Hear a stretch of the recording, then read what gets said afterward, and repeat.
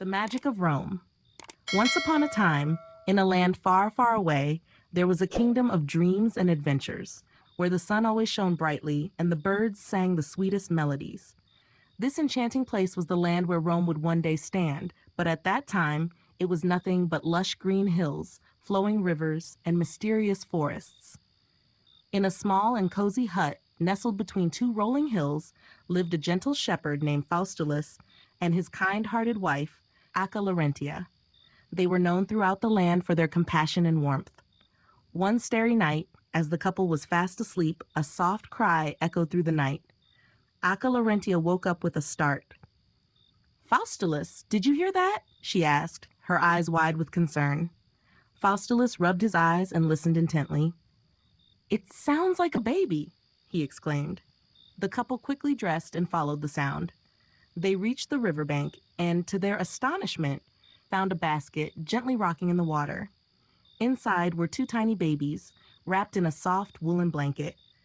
The babies looked up at Faustulus and Acca Larentia with big, curious eyes. "Oh, Faustulus, they are so precious," Acca Larentia cooed, lifting the babies from the basket. Faustulus nodded, a smile spreading across his face. "We'll take them home and care for them as our own." They named the twins Romulus and Remus. As the years went by, the boys grew strong and brave under the loving care of Faustulus and Acca Larentia. They were inseparable, always exploring the woods and playing by the river.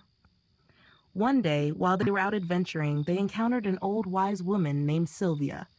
Sylvia had a mysterious aura and spoke with a voice as soft as the wind.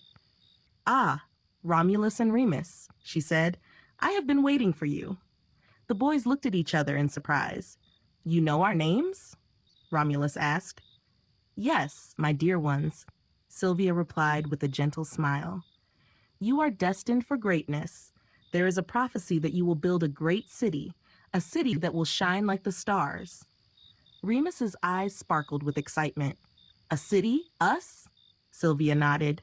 "But first you must prove your bravery and wisdom. Follow your hearts and you will find the way." The twins thanked Sylvia and ran back home to tell their parents about the encounter. Faustulus and Acca Larentia listened with wide eyes, for they knew that Sylvia was no ordinary woman. She was a guardian of the land, and her words were to be heeded. Days turned into weeks, and Romulus and Remus couldn't stop thinking about the prophecy. One morning, as the sun rose over the hills, they decided it was time to begin their journey. They packed a small bag with food and set off, their hearts filled with determination and excitement. Their journey led them through enchanted forests, where trees whispered ancient secrets and streams sang lullabies. They faced many challenges, but with each one, they grew stronger and wiser.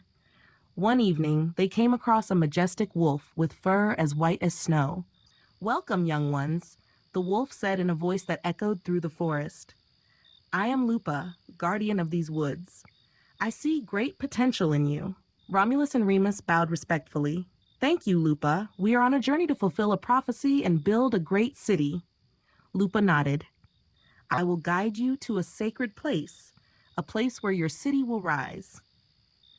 The twins followed Lupa through the forest until they reached a hill that overlooked the most beautiful valley they had ever seen. The river sparkled like diamonds, and the land was lush and green. "This is the place," Lupa said. "But remember, greatness comes with challenges. Stay united, and you will succeed." Romulus and Remus thanked Lupa and watched as she disappeared into the forest. They looked at each other, their hearts swelling with pride and hope. They knew they had found the perfect place to build their city. As they began to clear the land and gather stones, they could feel the magic of the place guiding them. They worked tirelessly, their bond growing stronger with each passing day.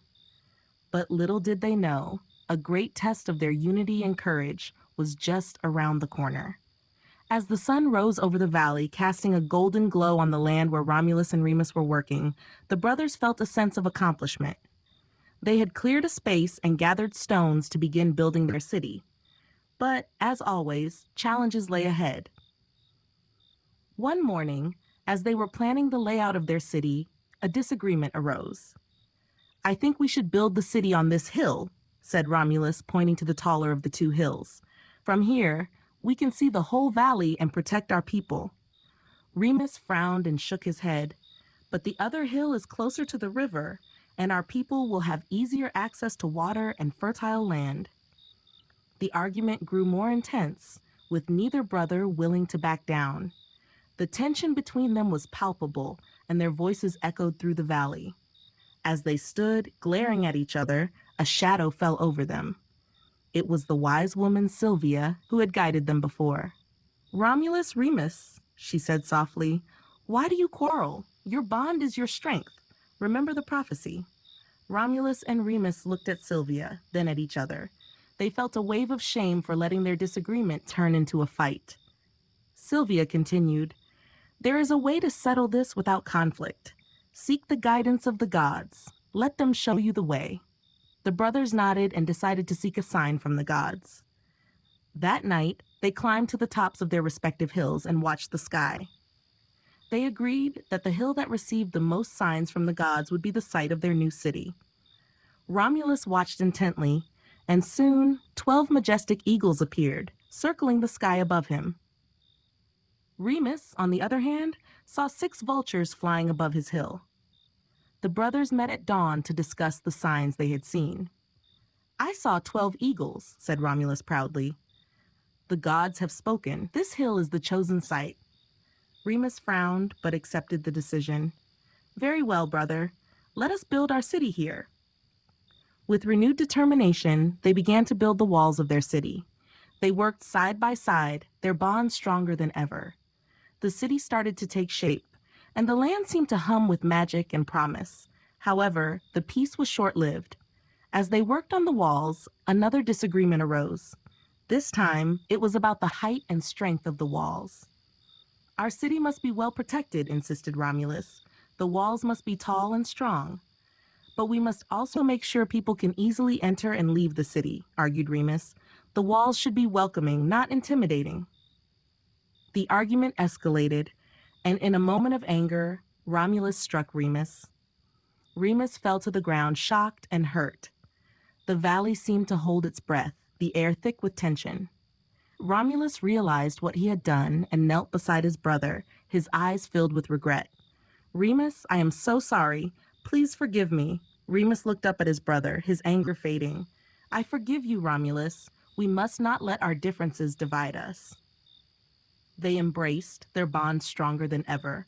They vowed to work together, listening to each other and valuing each other's opinions. With this newfound unity, they continued to build their city. The walls rose tall and strong, yet welcoming, just as Remus had wanted. The city began to flourish, and people from near and far came to settle in this magical place. Romulus and Remus ruled wisely and justly, their bond an example to all. One day, as they stood on the hill overlooking their beautiful city, Romulus turned to Remus with a smile. "We did it, brother. We built a city that will stand the test of time." Remus nodded, his heart full of pride. "Yes, Romulus. Together, we have created something truly magical." And so the city of Rome was founded, a city that would shine like the stars, just as the wise